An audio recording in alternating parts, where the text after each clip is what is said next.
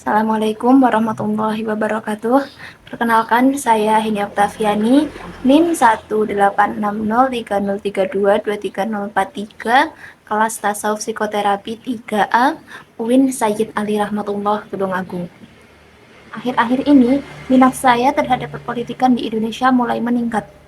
Bersamaan dengan makin dekatnya pemilu presiden dan wakil presiden Republik Indonesia tahun 2024. Termasuk wajar dan seharusnya jika saya sudah mulai melek terhadap politik di negara saya sendiri. Meskipun sebenarnya dulu saya tuh amat tidak menyukai hal-hal yang berbau politik karena ia identik dengan korupsi, ketidakadilan, ketidakjujuran, dan lain-lain menurut saya. Kembali ke tujuan utama saya membuat video ini, yaitu untuk memenuhi tugas ujian akhir semester mata kuliah teori kepribadian tasawuf. Ilmu tasawuf ini memiliki peran yang penting dalam kehidupan. Ilmu tasawuf adalah ilmu yang membahas tentang cara menyucikan jiwa, lalu mengisinya dengan akhlak-akhlak mulia, dan mencakup semua jalan yang bisa digunakan dengan cepat untuk menuju kepada Allah Subhanahu wa Ta'ala. Semua dimensi kehidupan ini bisa disambungkan dengan teori tasawuf, salah satunya dimensi perpolitikan. Jadi beberapa hari ini, saya tertarik untuk memperhatikan perkembangan informasi terkait pemilihan presiden 2024. Yang paling gencar saya lakukan itu adalah mengamati bagaimana pendapat orang-orang tentang ketiga calon presiden dan wakilnya tersebut. Saya mengikuti akun-akun berita dan influencer yang membagikan informasi terkait hal-hal tersebut. Disclaimer, di sini saya tidak akan membahas dari sisi politik.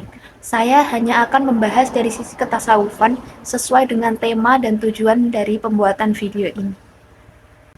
Yang saya lihat, rata-rata di kolom komentar postingan di media sosial itu seperti di Instagram, TikTok, itu terdapat banyak pengikut fanatik yang selalu tidak terima jika usungannya dikritik oleh orang lain, bahkan jika kritikannya itu objektif.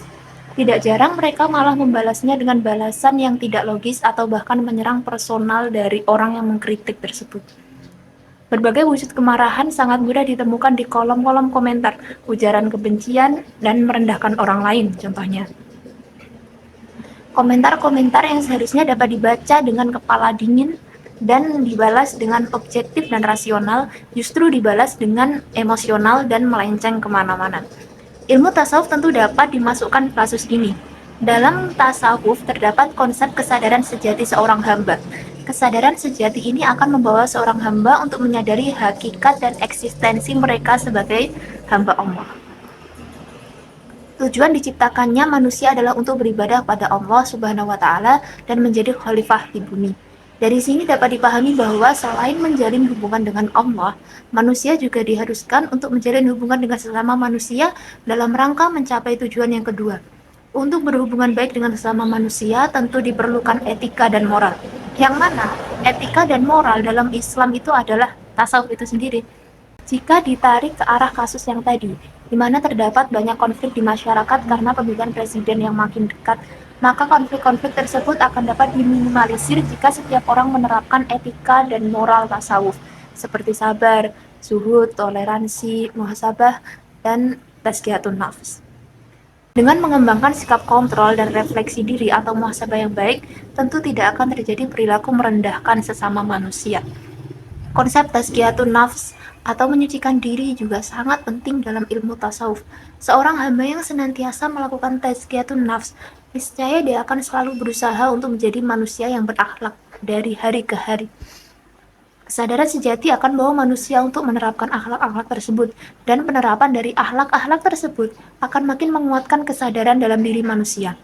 Apabila manusia telah memiliki kesadaran tentang hakikat tujuan penciptaan dirinya, tentu dia tidak akan menerjang batas akhlak mahmudah hanya untuk mencapai tujuannya, yaitu menjadi khalifah di bumi. Kesadaran ini berperan sangat penting karena akan dapat membatasi manusia dari berbuat semena-mena dan akan merasa selalu diawasi oleh Allah Subhanahu wa Ta'ala. Sedangkan tiga konsep yang awal tadi yaitu sabar, zuhud, dan toleransi, gabungan dari ketiganya akan membawa seseorang menuju pribadi yang lapang, menerima pendapat orang lain yang bertentangan dengan pendapatnya dan tidak tidak rela untuk menerjang syariat, untuk bersikap yang buruk hanya untuk mengejar dunia. Selain itu, orang-orang yang berilmu dan mempraktekkan tasawuf serta menjadi pengamat kasus tersebut dapat turut andil dalam meminimalkan terjadinya konflik, seperti dengan berpartisipasi aktif dalam dialog positif di media sosial, menyebarkan pesan-pesan positif tentang toleransi yang tidak memihak sebelah, dan membuat konten-konten edukatif yang membahas tentang nilai-nilai tasawuf yang mendorong ke arah toleransi. Sekian pandangan dari saya. Apabila ada kesalahan kata, saya mohon maaf yang sebesar-besarnya. Terima kasih. Wassalamualaikum warahmatullahi wabarakatuh.